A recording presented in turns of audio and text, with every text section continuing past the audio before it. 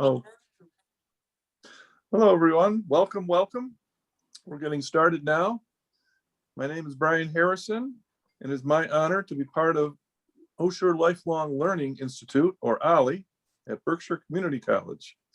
For those who are new to OLLI, we provide exciting educational, social, and volunteering opportunities designed especially for and by people 50 years and better, but open to everyone. We're one of 120 OLLIs around the country, all with a similar mission, and each OLLI is associated with a different college, from Berkeley to Duke to Berkshire Community College. We have members of other OLLIs on the webinar joining us today, and in addition to our own, as well as members of the community. Not only do we offer special events like today's, we also offer 5 semesters of classes in science, history, art, literature, and social sciences, with no tests, no grades, just learning for the sake of learning. You can find out more about classes on our website at berkshireolli.org. We have just this week started our spring semester, which runs until the start of May. This event today, entitled Elderhood, Redefining Aging, Transforming Medicine, Reimagining Life, which is also the title of Dr. Aronson's latest book, which just came out in paperback. I read the hardcover version, and believe me, it's well worth reading. This is the third of our 4 educational events that grew out of our shared interest group called Changing the Culture of Aging, which in turn grew out of the University Day held in August 2019. I want to acknowledge the contributions of our shared interest group, Fran Weinberg, Mary Jane Incorvia, Dr. Catherine Kidd, Patty Janchuk, Laura Kitros, and Megan Weldon, in addition to myself, the coordinator. We've spent over a year in bi-weekly meetings talking about how our group can contribute to improved healthcare delivery in our community. When we decided that we would offer a series of 4 presentations, we knew that these issues will have ramifications beyond Berkshire County. We're very interested in learning what we can do to help improve healthcare, housing, transportation, and other issues in the Berkshires and beyond. The first event on January 6th focused on age-friendly health systems, and the second event on February 4th focused on health inequities for older adults. Our 4th event, scheduled April 29th, will focus on the role of technology and the MIT Space Age Lab. And now it's my privilege to turn this over to Megan Weldon for an introduction to today's speaker. Thank you, Brian, and thank you for all your great work as a volunteer leader with OLLI, as chair of Changing Aging and a member of the University Day Committee. OLLI truly is a wonderful organization, and it's a series of wonderful organizations and programs across the country because our programs are created by our members themselves, and it's a wonderful thing to be a part of. And it is absolutely my delight now to introduce Dr. Louise Aronson. She is a graduate of Harvard Medical School and a professor of geriatrics at University of California at San Francisco, as well as a practicing geriatrician. And by the way, the UCSF Center for Geriatrics Care was just recognized as an age-friendly health system, which was the subject of one of our previous talks. And that's something we're working on right here in the Berkshires. She's a 5th-generation San Franciscan who was born at the very same medical center where she now works, which sometimes leads her to comment, I'm told, that she hasn't gone very far in life, just down 15 floors and over a building or 2. However, we know that she has gone much further than that, all the way to the New York Times bestseller list, as a matter of fact. She not only has a medical degree, she also holds a Master's of Fine Art in Writing from the Warren Wilson Program for Writers, and is the author of many scholarly and general interest articles, essays and stories in the New England Journal of Medicine, New York Times, Washington Post, Wall Street Journal, National Public Radio, and elsewhere. Her most recent book, Elderhood, Redefining Aging, Transforming Medicine, and Reimagining Life, was released to starred reviews and national media attention in 2019 and has just been published in paperback this month. I have the hardback myself. It has been described as stunning, extraordinary, beautiful, enormous in scope, sophisticated, nuanced beyond almost everything. I would agree with all of those. If you haven't read it yet, please do. It is a gorgeous, humane, and inspiring book. In 2020, Elderhood was named a finalist for the Pulitzer Prize for general nonfiction, and Dr. Aronson was named a Humanism in Aging Leadership Award winner. I could go on, but I would rather listen to her. So it is my great honor to introduce the writer and physician, Dr. Louise Aronson. Thank you. That was a terrific introduction. And then Brian has his Golden Gate Bridge behind him. So I'm feeling very welcomed. Thank you. Okay, so I'm going to present a bit on this topic, and then hopefully we're going to have a rich discussion about it. Thanks for the people who are here from truly all over the country. Really exciting to be doing this. So what can we say about aging? So much. It starts with, what do we even mean when we use the word old? It turns out people actually mean pretty different things. So when back years ago, before the pandemic, when we used to give live talks, I would have people raise hands when I would ask them what age is old. Interestingly, for some people, 30 is old. There was an article in the New York Times a couple of years ago about a retreat for stressed out older tech workers, and you had to be 30 or older to attend. At the same time, I sometimes give talks in, continuing care retirement communities, and at one community where the average age appeared to be in the later 80s in the room, I got to 85 and there were still not hands up. 90, 95, 100, we got some giggles. So there's a little bit of debate, although I will tell you that throughout most of history and across all cultures, it has generally been defined as beginning somewhere between the ages of 60 and 70, which is a little surprising to many Americans, particularly if they themselves are in that age range. And it is a little bit a matter of perception. So the Pew Research Center did a study a few years ago, and it turned out what age you think old is depends on how old you are. So people in their 20s tend to think people become old at 60. Now, this is actually really funny because these same people were asked, when is youth? So for younger people, youth lasted longer and old became sooner, like they were barely adults between childhood and elderhood. And for older people, youth ended sooner and old age began later. So people who were over 65 said old age began at 74. The fact that this really depends on who you are is shown by the answers people gave to the question of, when do men become old and when do women become old? In answer to the first question, both men and women said age 70, but in answer to the second question, men said women become old at 68 and women said they become old at 75. So there's a lot going on here, and that would obviously be another topic. I also just want to point out the photograph in the upper right here. So when I'm teaching our medical students, I will often say to them, what do you see here? And they will say, well, there's an old man, he's sick, so he's not really sitting up. You can see his pills over there. On a positive, he's eaten, he has good color, and they'll go on and try to be very, very observant. And then I will tell them, this man isn't sick at all. This is the writer Isaac Bashevis Singer, some 12 or 14 years before he died. And in those ensuing years, he published 11 or 12 books for kids, fiction, nonfiction, won the Nobel Prize for Literature. He just happened to like to start his day in bed and do some reading and thinking. So I think this sort of sums up what happens a lot, is that when people look and see old, they have trouble seeing anything else. And so often that means they miss most of what matters, actually. Now, this was pre-pandemic, but from an economist at Stanford, John Chauvin, who looked at, well, how do we really define old? And he decided that maybe it's your chance of death. And he looked across time periods and cultures and decided that you were middle-aged if you had a 1% annual risk of death. You were old if you had a 2%, and you were elderly if you had a 4% risk. And then he graphed this for the United States over the last century. And what he showed is that each of these ages was getting older.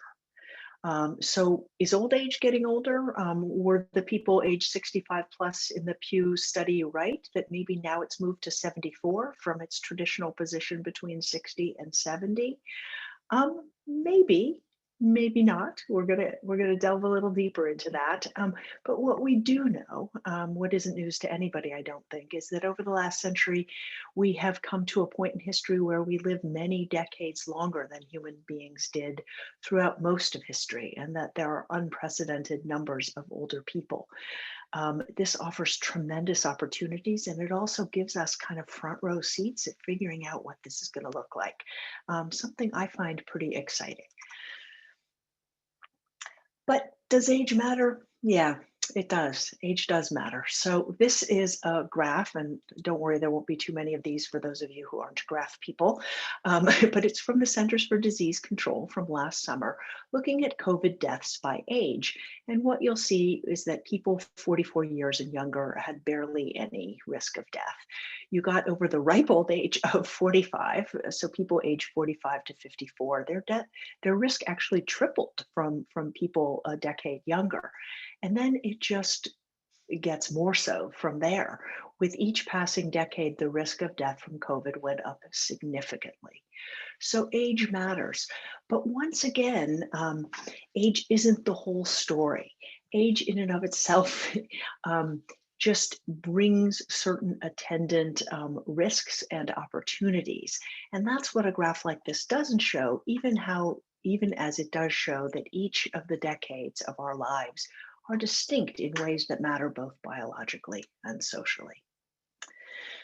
So, first section is going to be on redefining aging.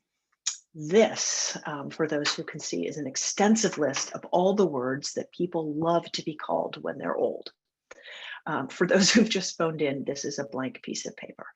Every time we do studies of what do people want to be called when they're old, we find that none of the usual terms, old, elderly, elder, aged, senior, geriatric, etc., none are liked by people. Now that's interesting because if you look up any of those words, they are all defined quite simply: a person who has lived relatively longer than other people. That's simply a statement of fact. So when we call someone young, that simply means that person has lived relatively fewer years. And yet, we don't like any of the words. I would like you to think about whether the words are the problem or our attitudes and policies. Here are some of the stories we commonly tell about old age in America. One, very popular, is that you eat your kale and blueberries, maybe you get a little Botox and you don't have to grow old. Now, do kale and blueberries, can they be a part of health? Absolutely they can, but there are other factors like luck, like everything else going on in your life, where you live, what race you were born as, when you were born, so many other things that are factors. And even if you ate lots of kale and blueberries, you would still grow old. So that one is a little misleading, although, taking steps for our health always good. Second story is the exceptional elder story. The 102-year-old that ran a marathon, the 93-year-old who's still dancing ballet. These two people, I don't know how the men on the call are feeling, but I imagine most of you don't have quite that sculpted body. And I know for the women, if I were to try to do the splits as that older woman is doing, I would require orthopedic surgery. And that probably would have been true whether I was 8 or 38, as opposed to what I am now. And then, best of all, the silver tsunami. So think for a moment about the upsides of a tsunami, as in the massive waves. Right, there are none. There are no upsides of tsunami for individuals, for societies, for countries, for continents. So when we say silver tsunami, yes, it's witty, and so it sticks with us. But it also suggests that the aging of our population is exclusively bad and harmful.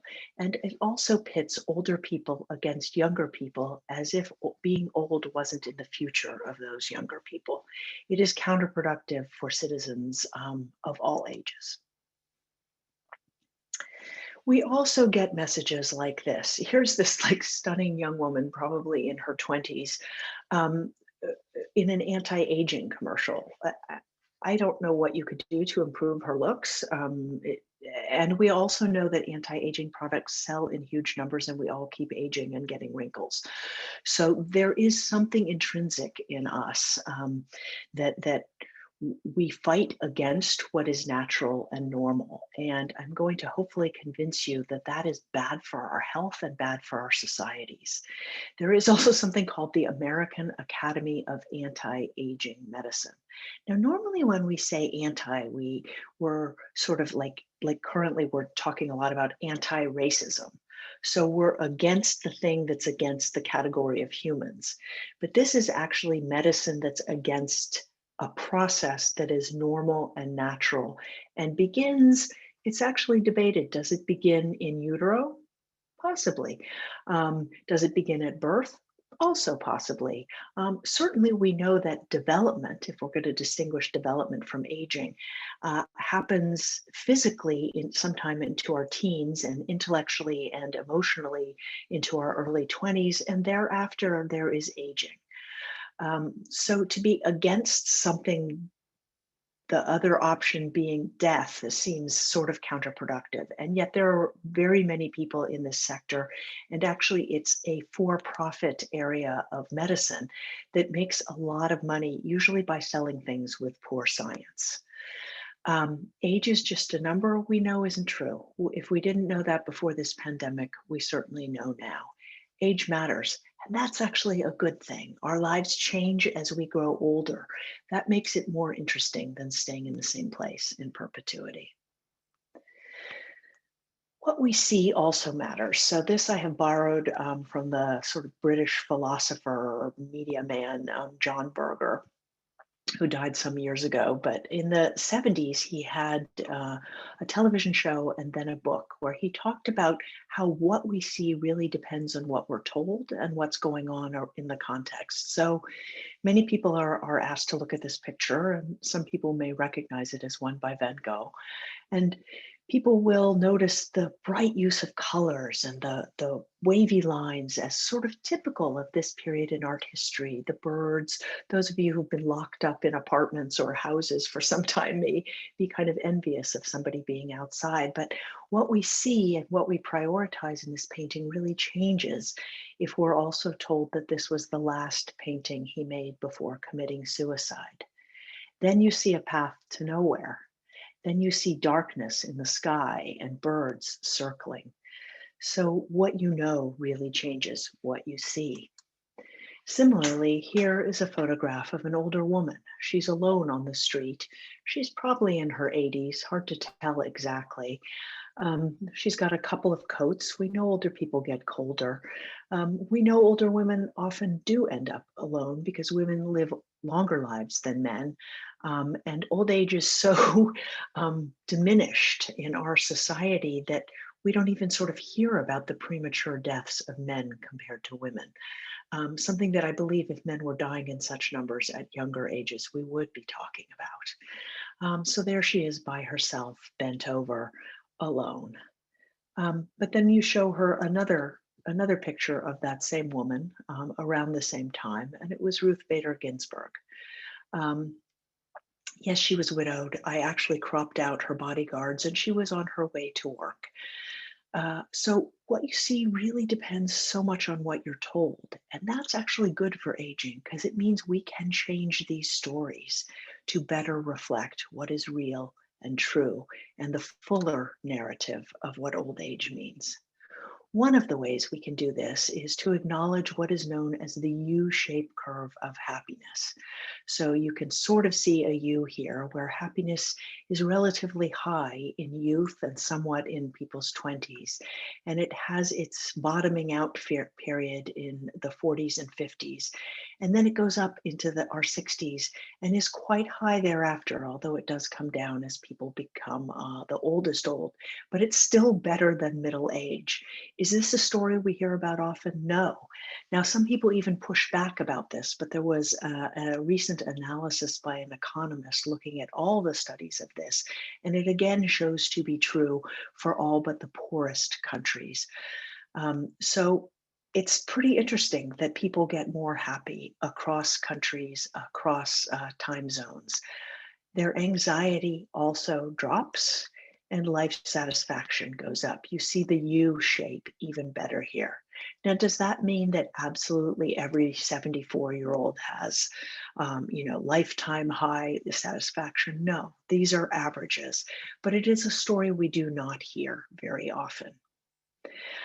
Which reminds me of this. So Judy Graham writes terrific things about health and older Americans, mostly for Kaiser Health News. She's one of the many people I recommend people follow if you want to know about aging and health.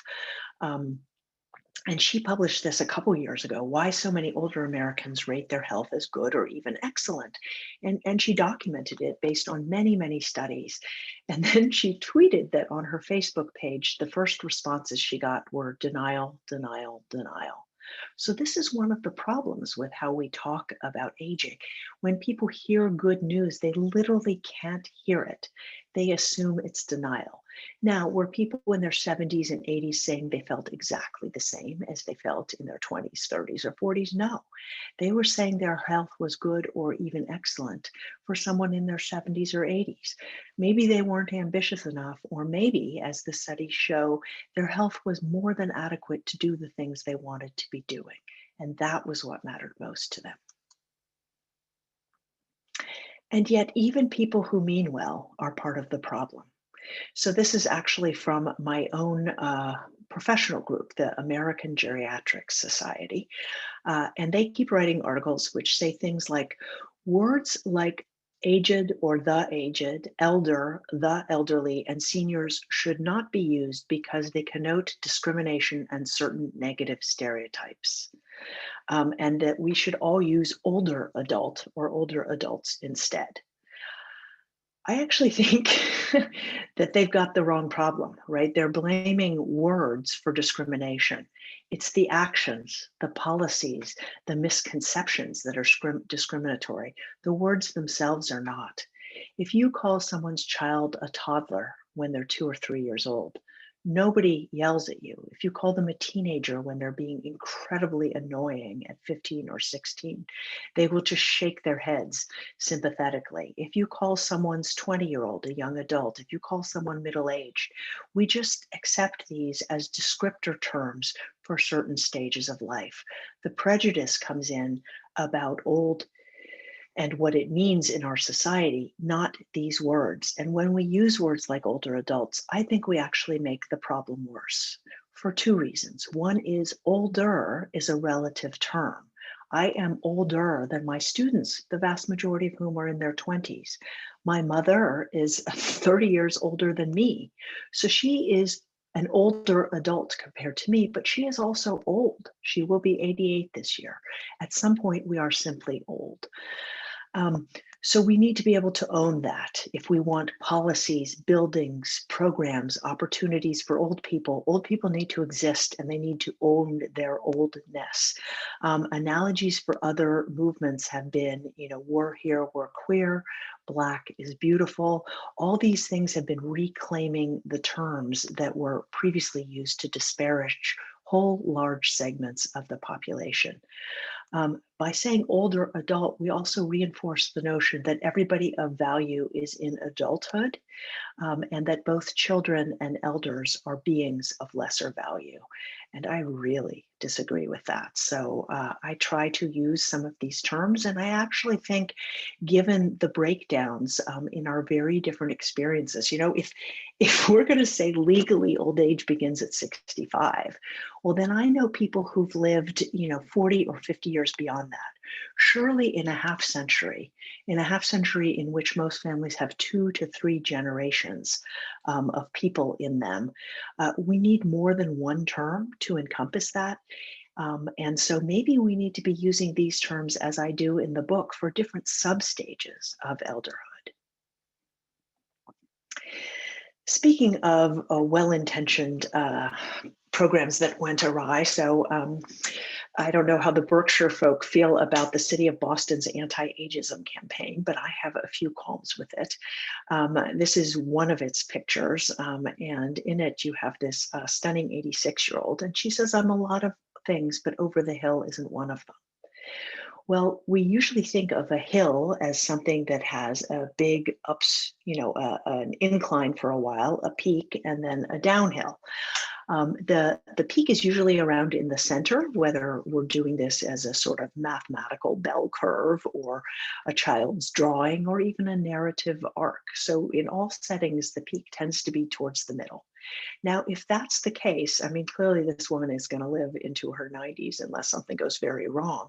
That still means she's been over the hill since she was 45 at least, So most of us spend most of our lives over the hill. The problem is not being over the hill.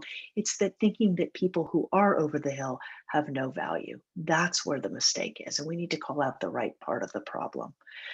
Similarly here, there's this man called Vinny who's 83, and he says he's a longtime boxer and he's many things, but he's not frail. Now, this one really breaks my heart because we see this a lot in anti-aging rhetoric, where people will have their groups and they'll say, we're vital agers or we're active agers. And that's terrific. Only insofar as you don't then push away the frail years, because the fact is all of us, unless we die very suddenly, get an illness and die pretty quickly, if we get to live to advanced old age, we will be frail. The problem isn't so much frailty, it's that we've created a society in which it's awfully hard to be frail, and being frail is considered a weakness. Now, I'm not going to say that when you've been strong and powerful, it's an absolute joy to become frail. I mean, that's just ridiculous. Nobody really looks forward to it. And yet, if frailty had some of the advantages, people like to make analogies with all sorts of different people, from children to people with disabilities. And we know in all these other cases, although the comparisons are flawed, that when we create a welcoming society, having those conditions, it may not be something people want, but doesn't limit their happiness or opportunities. And yet, when we have signs like this, we limit our ability to thrive in our frail years. So I much prefer this from the incredible Ursula K. Le Guin, who had two quotes. The first is, "To tell me my old age doesn't exist is to tell me I don't exist," right? Age is an important part of who we are. It tells people where we've been, what we know, what our strengths are, what our weaknesses are. It does matter. We can't deny it. And then I love this. This is very funny, from one of her later books about aging. "If I'm 90 and believe I'm 45, I'm headed for a very bad time trying to get out of the bathtub," right? So denying it doesn't actually help us. And owning it can make for a much happier and more fulfilling existence. That we have abundant sociological and psychological data on. So I'm now going to turn to medicine and healthcare. And I'll just kind of use this as an example of one segment of society in which these prejudices play out to our disadvantage. And then we'll sort of wrap up by thinking about how we might do things differently. So when I started medical school in the late 80s, I was actually in this exact auditorium, although the man teaching here was younger, as was I. And we learned about two categories of human beings. We learned about children and adults. We knew that they were men, except when things happened like they got pregnant, and then that would mean they were female. We knew they were straight, except when they had HIV or AIDS, and that meant they were gay. We knew they were white unless they had sickle cell disease, and that meant they were Black. But basically, we normed everybody to male, straight, white children and adults. And that is actually a tiny, tiny, tiny fraction of the population. And I'm not saying those people don't matter. What I'm saying is that we all matter. We also didn't see older people in our rotations. So this picture on the left is the usual rotations now in 2021 in most medical schools. They include obstetrics. Now, fewer than 3% of physicians deliver a baby after medical school. And yet we all learn how to do that. The vast majority care for older adults, but you will see that older adults are nowhere to be seen on this diagram, that family medicine shows young parents with a child, that everybody spends time learning about children.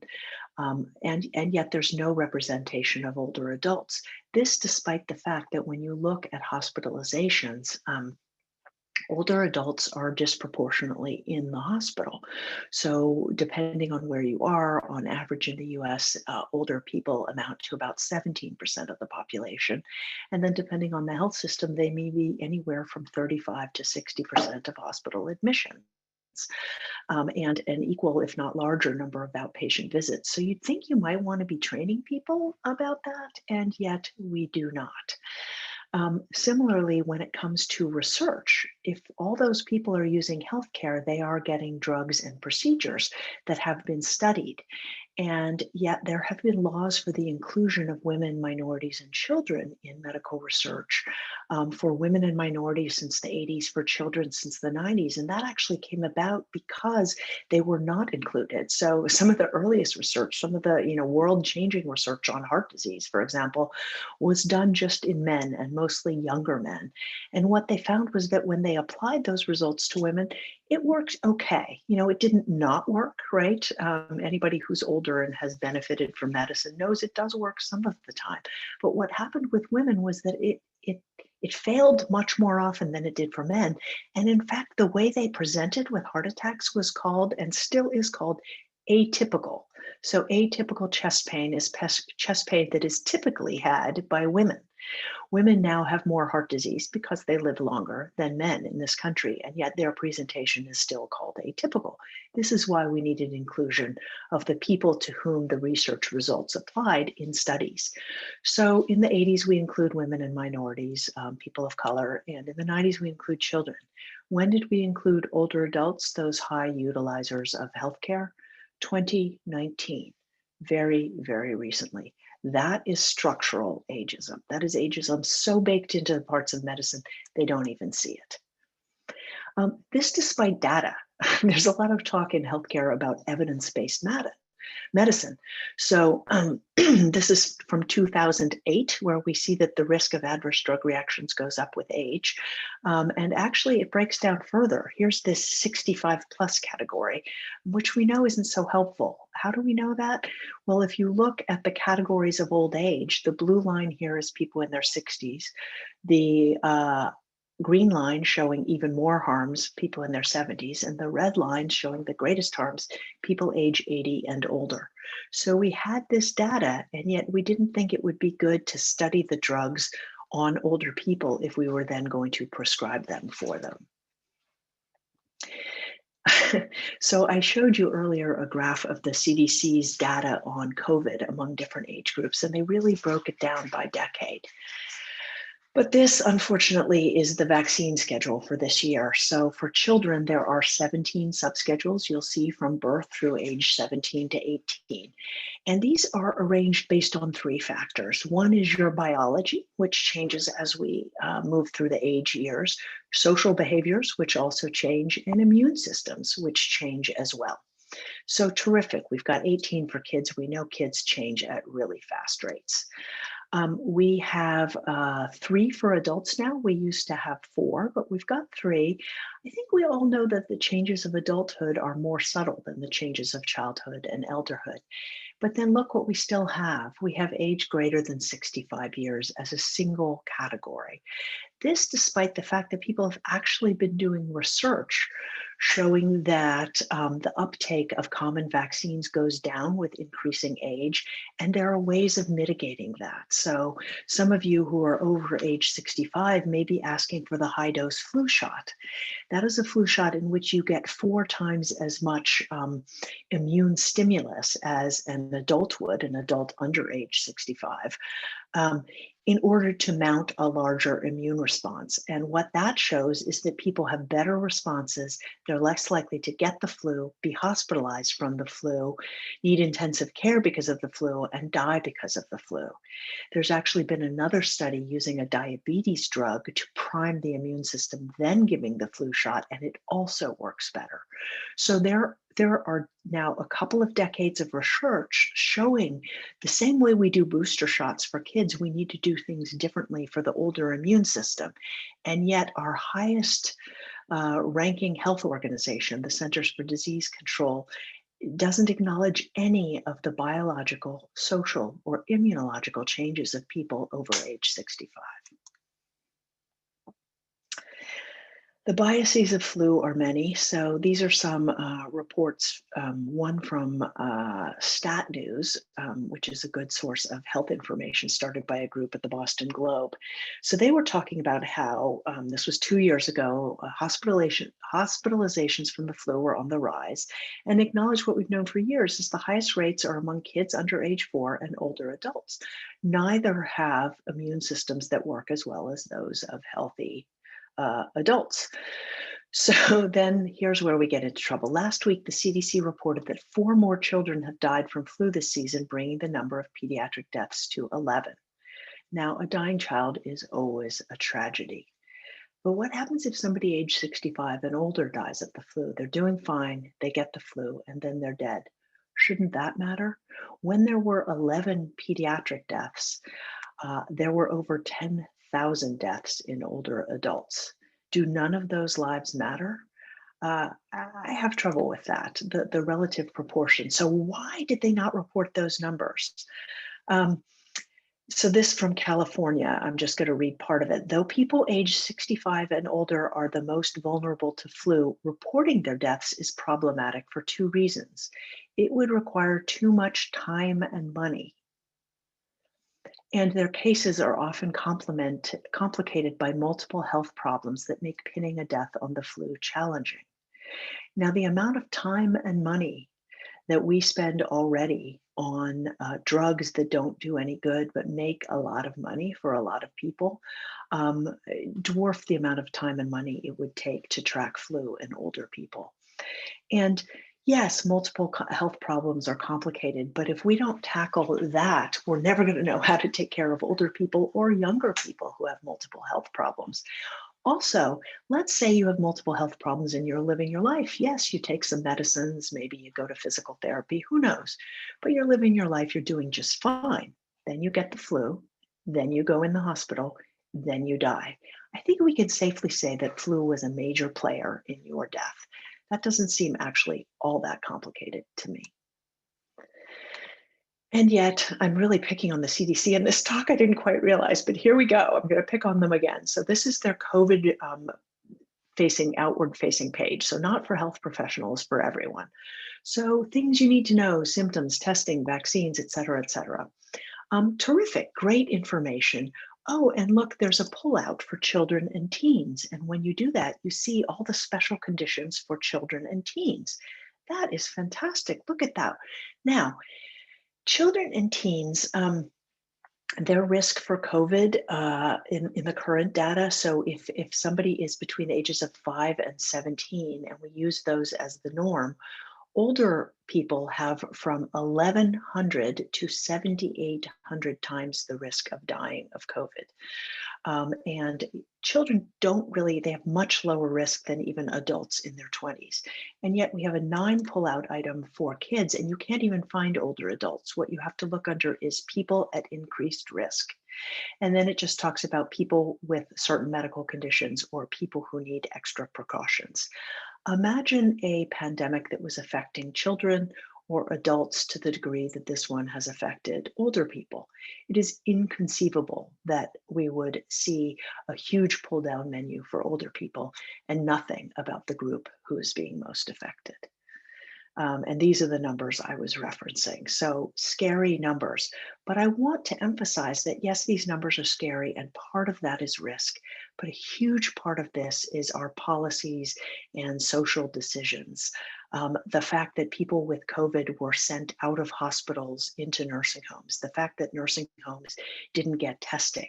A huge proportion of the deaths happened to people in congregate settings. We need to address our long-term care setting. Another huge proportion happened because we locked people down and people weren't given options for how they were to get groceries. Um, there are so many ways in which our policies and priorities made these numbers much bigger than they needed to be biologically. Let me give you an example. So this is going to scare people who aren't used to scientific charts, and it really, just listen to my words, it's going to be fine.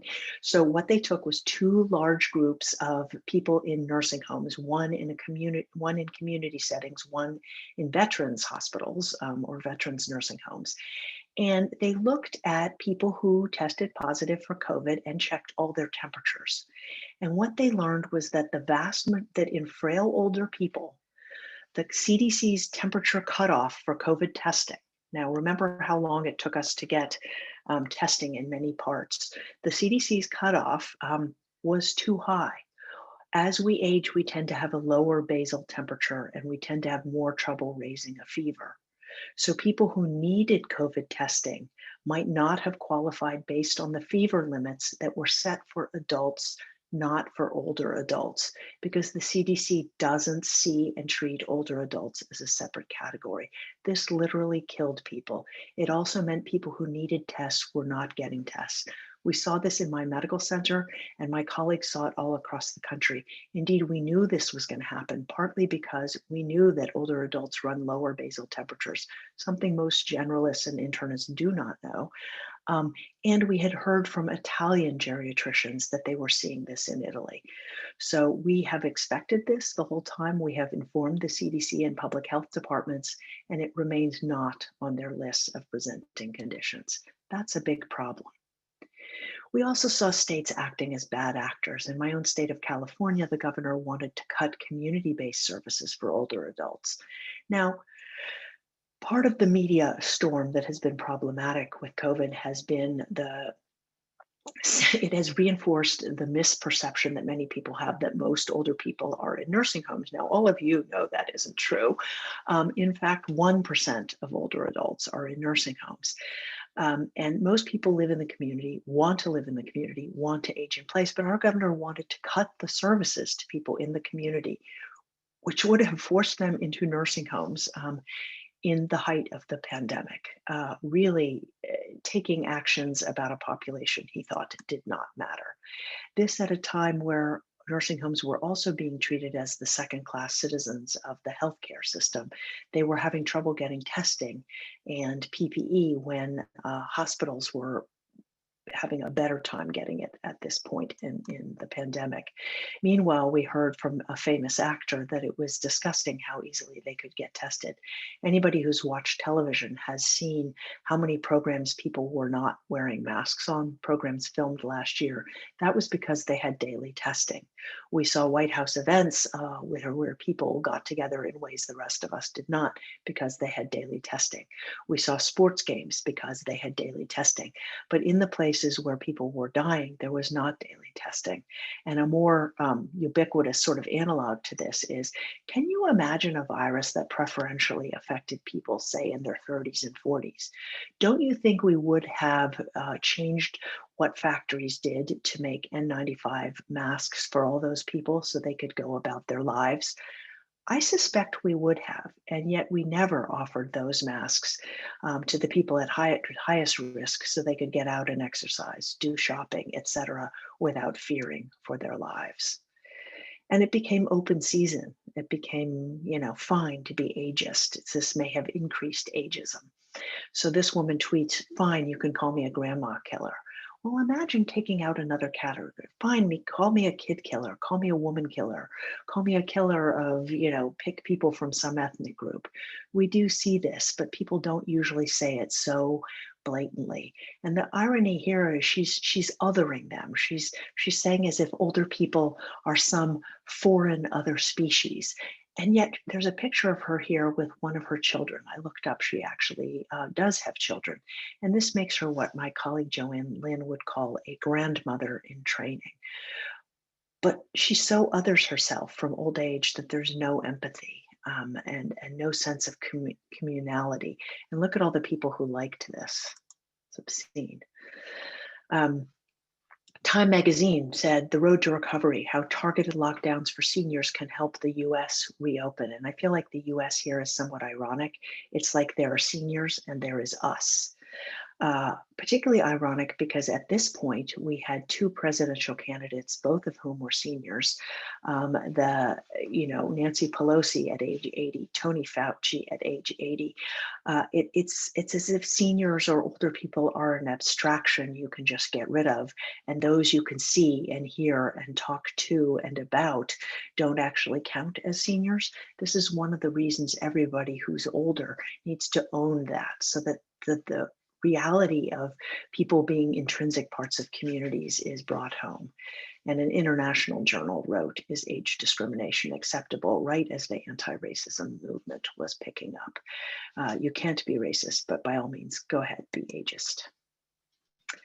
New York Magazine had good coverage of this, showing how another governor, it's sort of funny how Governors Newsom and Cuomo were quite popular last spring and summer, and now they're both in big trouble. But this one really took Cuomo and the New Jersey governor to task, saying these horrific totals were not inevitable, all the deaths of older people. The virus is an efficient killer, but it had accomplices. And then goes on to talk about how the governors of New York and New Jersey calculated the risks, and as hospital beds ran low, shifted the burden to those least able to shoulder it. So basically, if you were younger, you got to stay in the hospital. And if you were older, you were deprived of the top level care, which we know saves lives because most older people did not die of COVID. Larger proportions did, but the vast majority lived. So we know medical care makes a difference. The sick went into nursing homes, which are not, they're called nursing homes. They're not medical care necessarily at the level of hospitals. This also brought COVID into the nursing homes. And at this point, the government was not providing these facilities with testing. So it took people who were community dwelling, let them get sick, and then put them into facilities where more older people died. There were also huge differences in how this went down according to race. It's a little hard to read this graph if you're not a graph person, so I have some plain English for other people. Blacks had nearly a 900-fold risk over whites for death, Latinx populations over 500-fold, Native Americans 200, and Asian and Pacific Islanders 140-fold. So yeah, is there a biological reason people from different ethnic groups would be more likely to die of COVID? There is not. This is racism. And then came the vaccines. I realize I've given you lots of bummers. We're now going to move to the happier part of the talk. The vaccines and nursing home deaths plummeted. And indeed, in San Francisco, this was our outbreak board last week. We actually used to have 3 or 4 of these boards, all full of outbreaks for older people and elder care facilities. And now it is empty, and people are getting new and different jobs related to pandemic, which is such a joy. And then this from last week's New York Times, why older people managed to stay happier in the pandemic. There were some early reports that the lockdown was pretty bad for older people, and that was true. But after last spring and early summer, we began to see a real shift where older people were doing better and people in their teens and 20s were really suffering from anxiety and depression. And people in younger and middle adulthood were stressed with financial and family responsibilities, but older people were able to adapt and cope better. And the evidence both pre-pandemic and in pandemic showed that people age 50 and over score consistently higher or more positively on a wide variety of daily emotions. They tend to experience more positive emotions in a given day and fewer negative ones, independent of income or education. Now, people who are truly impoverished in rural areas or immigrant communities are not as fortunate as the rest of us, and work remains to be done there. But these are part of the stories that we're not telling. And this is actually some of the things we know well about normal aging, that vocabularies expand, that people are better able to make judgments based on information, make accurate and rational judgments as they go over 50 than people who are younger than 50. There is the U-shaped curve of happiness. All these real positives about aging that don't get enough attention. So I'm going to wrap up here by giving some suggestions about how we might reimagine life. A lot of people think of old age as looking like this. Most of us who are old or know old people know that it doesn't look like this, although it can at the very end. And if we dread this, we need to create a society in which this is not a way anybody ends their lives. Bob Butler coined the term ageism and started the National Institutes on Aging. He was a physician, a psychiatrist, and he won the Pulitzer in 1975 for this book, Why Survive? And he aptly pointed something out, but I think he was ahead of his time. But I actually think we are now at the moment where we can turn this around. He said the tragedy of old age is not the fact that each of us must grow old and die, but that the process of doing so has been made unnecessarily and at times excruciatingly painful, humiliating, debilitating, and isolating. So what can we do? Let's seize this historic moment. So the Journal of the American Medical Society had an article that looked at history and said that history suggests that major crises such as wars, natural disasters, and pandemics can serve as a tipping point for proactive collective action. And this really is an opportunity for us to think boldly about healthcare for older adults, but I actually think about absolutely everything. And you'll notice I said older adult there, even though I told you not to say that. I am required to say that in my job, so I do often use that terminology, although I am quite fond of elder, and I think they all have their place. I believe that we will have better societies that enable us to thrive at all ages if we acknowledge that there are three major acts to life: childhood, adulthood, and then elderhood. And if in creating every part of our communities we include elderhood, we will have transportation options for people even when they retire from driving and even if they can't climb up 4 steps onto a bus. We will have age-friendly homes, social activities, outdoor spaces and buildings, just everything we could need to enjoy ourselves and to engage in ways that make everybody happier and healthier, which includes social engagement, intellectual engagement, physical engagement, and spiritual engagement. Just to give you a few examples of what this might look like, in the upper left here are the steep steps into a movie theater. And this is what that theater might look like with no steps and still everybody able to see. We don't need steps. On the right was a door handle round that requires you to have a certain amount of strength and dexterity in your hands.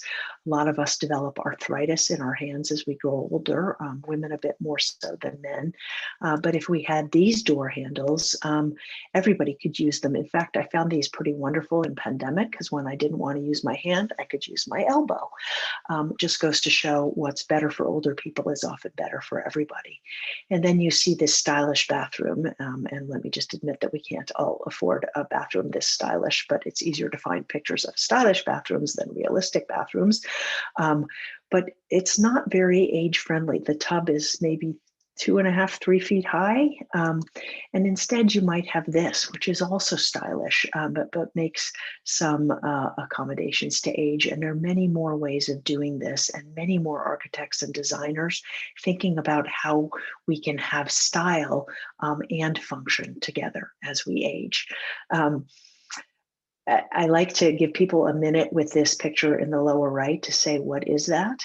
Those are actually hearing aids. They look a bit like cufflinks. People are coming up with all these interesting ways of having hearing aids be part of your jewelry or be invisible. And people are finally beginning to think about clothing for older people that I think most of us aren't going to look like this famous New Yorker, but people want to look good at all ages. Looking good makes you feel better.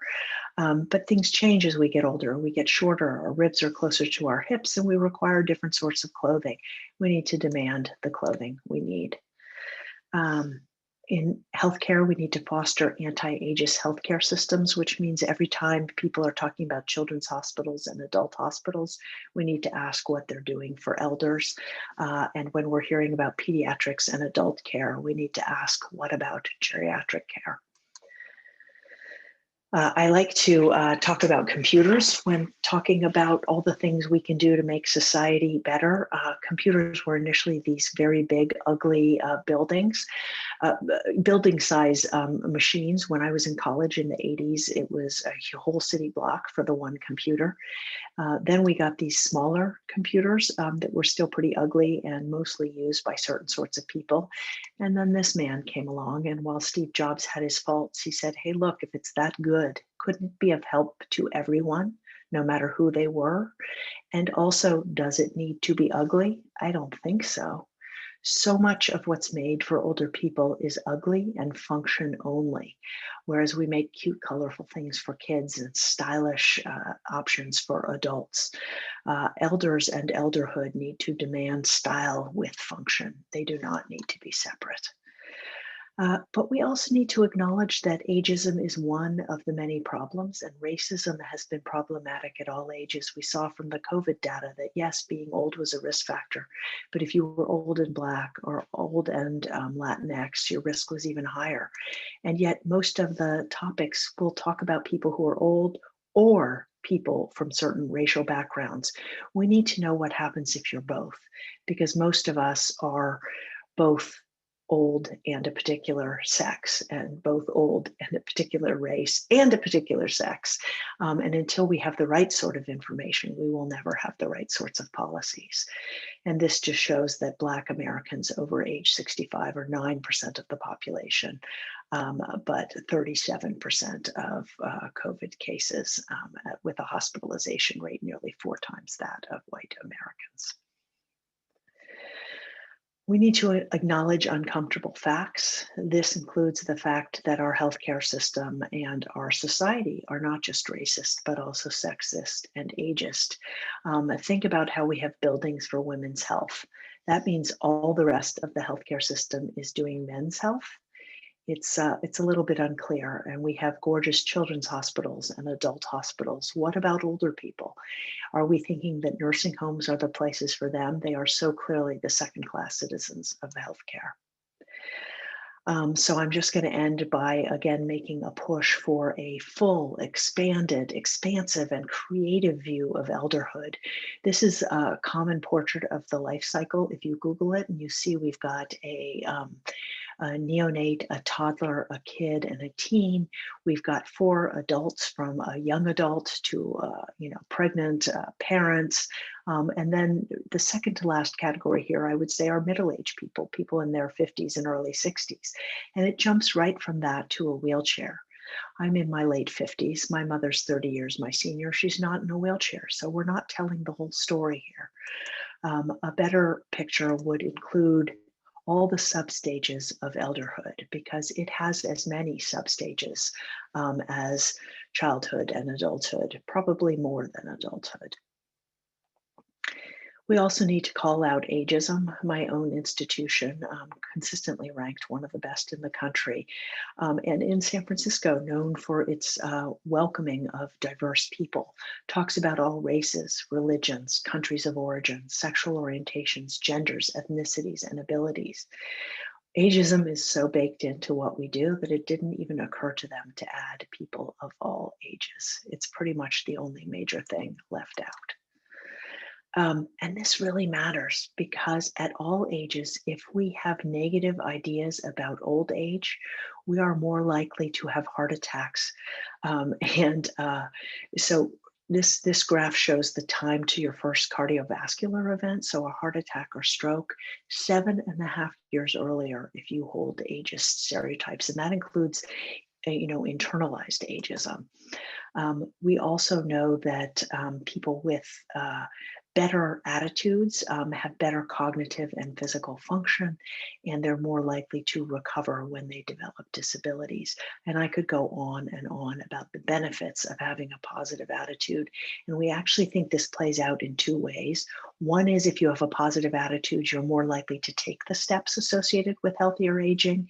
And the second is having a negative attitude leads to pretty constant levels of stress and stress hormones, and those are known to accelerate aging.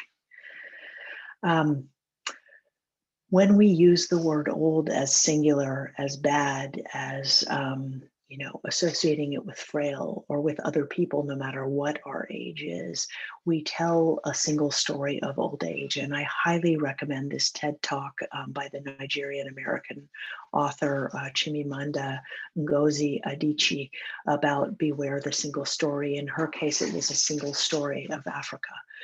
But it absolutely pertains to old age and any number of other prejudices as well. So I will leave you with the thought, the question really, what if the greatest limitation of aging comes from our imaginations and policies, not our physiology? And then I will stop, and I'd be really happy to take questions. And I see there are a whole lot of comments. So hopefully somebody will come back and help me with that. Yes, there are lots of comments, Dr. Aronson, and thank you so much for a very informative talk and having the new data from the pandemic year really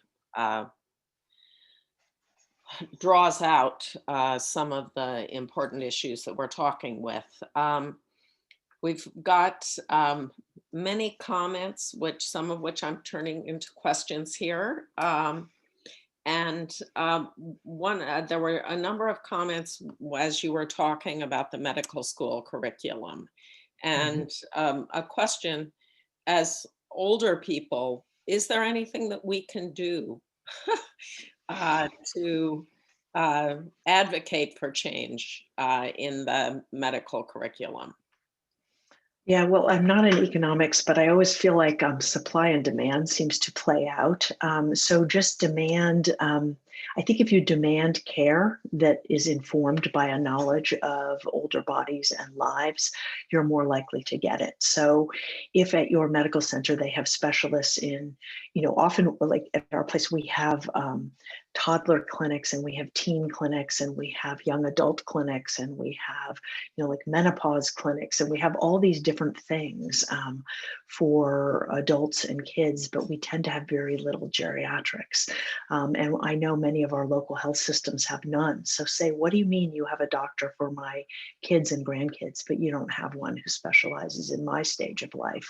Just keep saying, we need that. And you can also say to your provider, you want to say it politely, obviously you need them to take care of you, but say, it sounds like you're blaming my age, and my understanding is that age puts me at risk for these things, but it's not actually a diagnosis. Is there someone with whom you can consult or I could go see who would know more about my age and conditions? And just keep lobbying the medical centers. Like there are patient relations centers at all health centers, and just say, like, I don't understand why I can't get an appointment, because at our place we do have some geriatricians, but most of the time we don't keep a wait list because we just can't. They're not going to hire more people. So people need to make noise, and they literally won't keep the wait list because they don't want to know. So just keep calling patient relations, call the ombuds, call who you need to call, and demand your equal rights. You're not asking for special treatment. You're asking for what everybody else is already getting. Okay, thank you. And that goes along with what our speakers about age-friendly health systems said, is that older people need to advocate for themselves. So that's very helpful. And you have to admit you're old to do that. It's actually more effective. And that's a big problem, right? Other groups are visible. Either you can see the color of the skin or you can see the gender, but old people, we all spend, I actually, I don't want to be dissing anyone because I dyed my hair for years, but then I wrote this book and I couldn't be a hypocrite. But But I don't even think you have to stop dyeing your hair. You just have to say, yeah, I'm old, right? And I'm me, like, what of it? And people actually stop saying funny things. Like if I say I'm old, they'll say, oh, no, you're not. And I'll be like, well, actually I am compared to you. Like, it's no big deal. You can make it a big deal or not.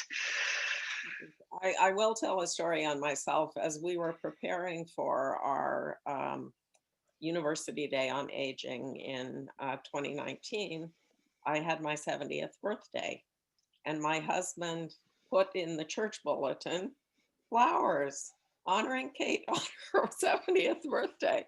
And when I saw it, I thought, oh, did he really have to out me? And then I said, no, that's me being ageist about myself. Right. I've earned every wrinkle. And, Right. I'm almost 72 now, and, we just need to claim those things. Yeah. No, imagine if Nancy Pelosi said, this is what 80 looks like and she's in charge. So, gavel down, let's get to business. Good. And there were a number of comments as you were talking about the fact that we're living longer, and asking questions about how do we identify good models for positive aging, and not using these negative images, ageist images. And how can we as pioneers help to create those models? Oh, such a good question. Show real people. I mean, I think we're learning this across sectors. There's been a big movement in sort of advertising, and this has more to do with women's bodies than men's, but not always showing the perfect, skinny, gorgeous person that some of us never looked like in the first place, and certainly weren't going to age into. But showing people of all sizes and all races and all backgrounds. So show what real people look like really makes a difference in your brochures. I mean, calling organizations like AARP, which used to be the American Association of Retired People, which associated them with aging, so they rebranded to be less associated with aging. And they start sending things to people in their 40s, and that's fine. But we need someone who's taking care of people not just in their 40s, but people in their 80s and 90s too. And we need to know that some people, as they get older, will need a cane or will need a hearing aid. And that doesn't mean they can't be on the cover of the magazine. So really showing real people. And I think I've been doing this since very early this morning, so now I've lost the thread of the question. I apologize. One of the things we did when we had our day on aging was we asked people to nominate individuals that they thought were creative agers. And we ended up with about 35 people who we profiled, and the profiles were written by older people, and the pictures were taken by older people. And that ended up being a hugely popular activity. It went to the State House. We had it for our University Day. It's been to several museums and city halls. So Great. that was just picturing normal people. Exactly. Well, and we also know pre-pandemic that people in their 70s were the fastest growing segment of the American workforce, some of which was financial, but some of which was, retirement. And maybe you don't want to do what you did as an adult, you want to do something else, but being engaged makes people happier. And doing something for others or something productive makes people happier. So a lot of people go back to work or follow their careers, but among the careers a lot of people had was one of the biggest groups of entrepreneurs was people in their 70s and 80s. And that was because it's telling me my internet is unstable. Do you still have me? Yeah, we've got you. Okay. All right, good. That made me nervous. Because they were finding they weren't being hired by companies. Now, this despite the fact that Harvard Business Review has looked at this and found that age diverse groups are the most productive work teams, probably both because we have different strengths at different ages and because of generational experiences. But really thinking, like, if you look at aging and you don't see what you like, go out and do it, because that both makes it exist, but it also proves the point. It's in literature, we often talk about showing something and telling about something, and you'd be doing both. Okay, thank you. And that's a good segue to a number of the questions that were asked or comments that were made, which have to do with the fact that you've shown that we have the data. You've shown that there's a different story there, but that is not being reflected in public policy. It's not being reflected in how physicians work with older Americans. So what are some of the suggestions that you have for getting more data, but also using the data that we already have more effectively for positive decision making? Another great question. I do think there's always a historic lag, when you have major societal change. And really, although there have always been old people, there has never been, the number of people we have now. And it's really reshaping our lives in ways that are unprecedented. So there's bound to be a little bit of a lag. At the same time, we need to be making a better case. What I find is effective is either to look for areas that are sore points for them, like this is costing us a lot. And then you offer a solution that includes better or different approach to the older people in the setting. So often they'll say, sometimes, you hear it in different ways. So older adults use too much of the healthcare dollar. Well, I like to rebut that by saying, well, if you look at the education dollar, it is hugely disproportionately used by kids, like way more so than older adults use the healthcare dollar. And if you look at the employment dollar, so you just give them analogies, and it's like, we change with time, so that helps. Or you can give comparisons, like if you show things according to gender or race and they're appalled about those differences, which they will be at this point in history in most parts of the country. I don't think that's just a San Francisco thing. And then you show them similar data for different age groups, then they have to take it into. So it's kind of that ways of seeing burger thing. You have to open their minds in some other way and then slip in the age as completely analogous to something they already understand. Because ageism, we all do it. We do it to ourselves. So you can't really blame people for it, but we just all have to try to be better. And sympathetically so. Anger is rarely productive, even though we can be angry. Okay, thank you. There were a number of comments about hearing aids when you had the little pictures and reasons why, why is this something that is definitely a disability for older people, but it's something that we're afraid of and that Medicare doesn't pay for.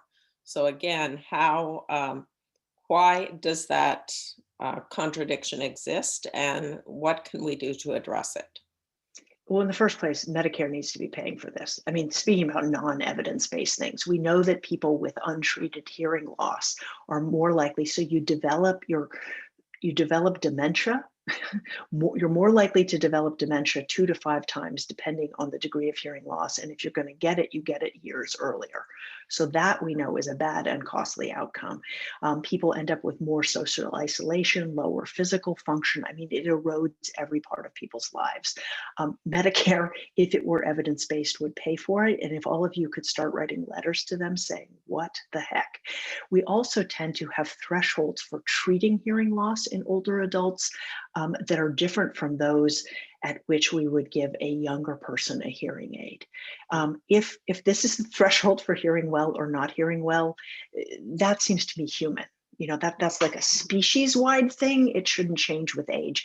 It's one of those cutoff sets so they don't have to buy as many hearing aids. I'm convinced of it.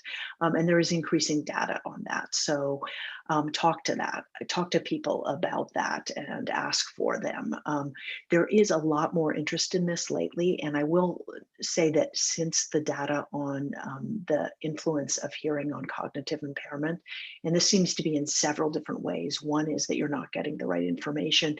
but it also may be where the hearing centers are in the brain. People are looking into that. I have had a much easier time convincing patients to get hearing aids since that happened. It's also really important because unlike glasses, like I take these off, I really can't see a thing. I put them on, I see quite well. Hearing aids don't work like that. It's really unfortunate. And hopefully with all this research, they will get better. You need to learn how to use them. You need to go back and go back and go back and have them modify them. And the sooner you do that, the more your brain can adapt and learn to use them effectively. And then, now they're making them look good too. All those things aren't mutually exclusive and should happen at once. But Medicare should absolutely be paying for this. I mean, hearing aids are one of the reasons people join Medicare Advantage programs because they have bundled costs. So it behooves them to pay for hearing aids for people to keep them well longer. So another lobbying point, think about how you vote, ask your representatives what they're doing about it. I mean, that is just an insanity. Okay, and that is actually, there have been many, many comments about older people as voters and the fact that older people vote at a higher rate than younger people and people in middle ages. And so one of the questions is, how can that participation in voting be mobilized to address these issues of ageism? Yeah, well, I think speaking to candidates about age-related issues and problems, I mean, yes, you can also care about the environment or the economy or all those things, but unless you bring up these issues, I mean, people get stuff for their interest groups based on their lobbying. And until people say, hey, we vote in large numbers and we actually care about ourselves, and it's not that we want more, but we want equal treatment, and here's what this must look like, and really look up your candidates to see how are they voting on aging related issues, how do they vote on Medicare, how do they vote on accessibility to different places, keep somebody just said 27% of voters nationally are over 65. That's a lot of power. Yeah, get out there and use it. And you want to use it for other groups too. I think aligning with other groups when you're against any ism, you do good. We saw in this pandemic the nefarious synergy of race and age. The more you come out not just for yourselves, but for larger issues, the more we draw similarities. Like a lot of our aging is determined, in utero and when we're kids. So if you can get kids more education, healthier food, fresh air, that's going to help with societal aging. So do across issues, pull them into your issues, enter into their issues. I think some of these collaborations that help us all see that we're all human and most of us will live through all three major acts of life will be really helpful. Yeah, and if I may just add a comment, for those of you who are from Massachusetts, there is not a single bill before the Joint Committee on Aging in Massachusetts right now. So right now, our legislature is doing nothing specifically related to aging. That's something we might want to think about. For the rest of you, check out what's happening in your states. We have 6 nursing home bills in California. So for anybody in California, and you may think, hey, I'm never going into one of those places, but how we treat the frailest among us speaks volumes to how we treat everybody who's old. And what happened this past year over, decades of neglect and abuse is just unacceptable. And that's not only for the people living there, but if we say we are a country with family values, then we outsource the care of older people and pay people a non-living wage to care for them and ask them to risk their lives. That's just unacceptable. Thank you. And that's an excellent segue to a number of comments and questions that were raised that had to do with what are alternative models to nursing homes? And are there things that we can point to in other countries that have been more effective? So a lot of concern about nursing homes. Yeah, and rightly so. There actually is a model, and this is done in various ways in certain other countries, but there is a model right here in the United States. So there's something called the greenhouse homes Yeah. or pod-based nursing homes. Greenhouse homes it's part of a movement started by a geriatrician, Bill Thomas, and that they have their own like copyright or something like that. But it's the basic notion is that you actually create places people would want to live, right? And you make little neighborhoods. You include plants, and you can eat whenever you want. You don't have to eat dinner at 4:30. I heard on the radio a couple years ago driving, a young person was in a terrible accident, and he ended up in a nursing home for rehab. And it was some podcast, and he and his young girlfriend then wife were talking about heck, we didn't want to eat at 4:30. I'm like, what makes you think the old people want to eat at 4:30? That's about staff convenience, right? So in these places you can eat when you want. And because they were in separate neighborhoods, they could close off from each other, but you still had a social group, the way some of us were allowed to have social pods. You could still have meals and activities the way we don't wear masks in our own homes. They were able to continue in that way, and they had very few cases and very few outbreaks of COVID. The staff are also paid more. Everybody's happier. There's less staff turnover. So we have models. And in fact, the VA nationwide has just decided that all new places it builds and all places it redoes will be on the pod system. So that's already out there. I know California is looking at it statewide as well. Excellent. And for those of you, again, here in Massachusetts, the Holyoke VA home was one of the places with the highest rates of death. And they're in the process of soliciting plans. So if you're here in Western Massachusetts, that's a topic that you can jump on right now. Right. It's out there. Okay. Another question has to do with public policies that would allow for payment for nursing care, etc., if people stay in their homes. How do you see that faring as a potential solution? That would be great. It hasn't gone well thus far in American history. Tough with pandemic and economic crises to think about that. I see in the chat that some people are referencing the village movement, which is also nationwide and helps people stay at home. By offering volunteer services and, community engagement. And I think we need more models like that, but we also need to have people maybe join earlier, have it work a little more like insurance. And one of the limitations we're finding, I did a big review of the Village and other similar programs about it. I guess it's 2 years now. The pandemic time makes everything a blur.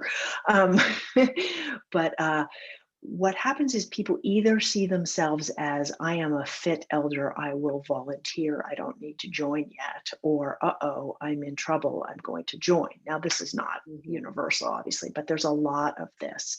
And if people could own their aging and join, they would learn more about what to do with their own homes and lives, could be helping others. And it would just be we keep passing on, but they'd also learn what we learned when I work with San Francisco Village, is that sometimes what you have to give is different than what you had to give before. But in doing these courses with people, we're really seeing that everybody has something, almost without exception, and that the group together can enable everybody to stay home without great costs.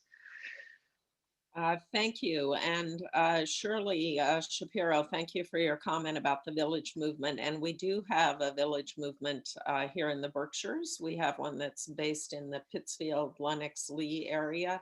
And there is another one that will be coming online soon in Southern Berkshire County. So if you're interested in that model, please check out Villages of the Berkshires, and they've got a website and you can get information. And I'll also just say, be proactive. Like some people say, oh, it didn't have what I needed.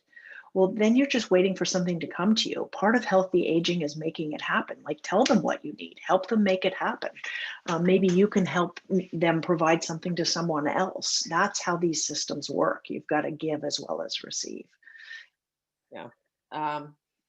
And sorry, Dr. Aronson, but you keep saying things that are reminding me of things that are happening here. So for those of you in the Berkshires, One Berkshire is currently doing a study on housing in the Berkshires. If you want input with regard to housing for older people, you need to contact One Berkshire and ask if they are having older people on their panel. So advocating for ourselves is important. And so there were a lot of questions at the very beginning, and this will be our last question with regard to how aging, how ideas of aging are changing. So as you're looking forward, what do you think might be happening in another 10 or 15 years as this pioneer generation of people who are living longer and healthier and active? What do you think might happen if you were giving this lecture 10 years from now? Ooh, such a good question. Let me see, get out my crystal ball. I think we will have just so many more and better options. And that I would hopefully be able to talk about all the advances and the ways in which they're pointing and the remaining gaps. There are important differences among generations. If you think about the people who were, some of whom are still around, but we had, great and silent generations, and that both of those were defined by not speaking up, by just taking things quietly.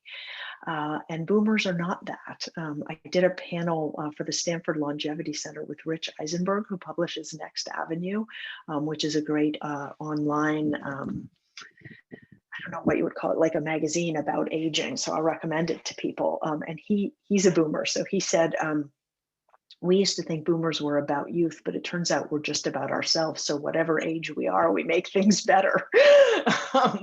So I thought that was pretty funny and perhaps quite apt. So taking advantage of that generation's activism and willingness to stand up for itself, and realizing that, I also think technology is going to be a big player, but a lot of the early aging tech was about, what can this 22-year-old design, for everybody who's over 50, because they're all the same, I mean, we would have these talks from people in Silicon Valley that were appalling. And they would come talk to us. And this was when I was much younger, and think they were talking to older people, be like, you can actually talk to people who are actually old now. And they would sort of look at you in surprise and horror. And I think there will be more things that are about enabling people, not just helping people. Like that would be the big shift I'd like to see. And also realizing that we have created a society where each person and family must struggle alone with problems that are universal, something we do less of in younger generations. So really working on the caregiving and the self-care aspects of aging. Less fatalism, more opportunities. This craziness that we say, oh, old people are a burden, but we're not going to hire you if you're over 45. Well, you can't have it both ways. Like, make up your mind. So I just think there's so many exciting things that I hope in all sectors we'll be able to point to and talk about, because I really do think we're at an inflection point. And thanks to all of you, who hopefully will make a whole lot of noise and make things better. Okay, and Dr. Aronson, thank you so much. That was an excellent segue to our closing, which is that on April 29th, we'll have the final lecture in this series, and it will be with Joe Coughlin, who is the director of the MIT Age Lab, where they started their work to try to prevent old people from having car accidents. And they have completely transformed over the 20 plus years that they have been in operation. And he has recently proposed that Boston should be a longevity hub. And we're very interested in having him think of the Berkshires as part of the community that should be part of that longevity hub. So please go onto the OLLI website and sign up for that presentation by Joe Coughlin. And if you want to do some reading in advance, his book, The Longevity Economy, is available on a variety of sources, or you can buy it at your local bookstore. So thank you so much. There are lots of thank yous coming in on the chat, but Dr. Aronson, this has really been a very engaging conversation. Thank you. Well, thank you. And thank you for handling all these questions. Always happy to have good questions. Yes, no, you got great ones. What a great group. Thank you for having me. Okay, thank you.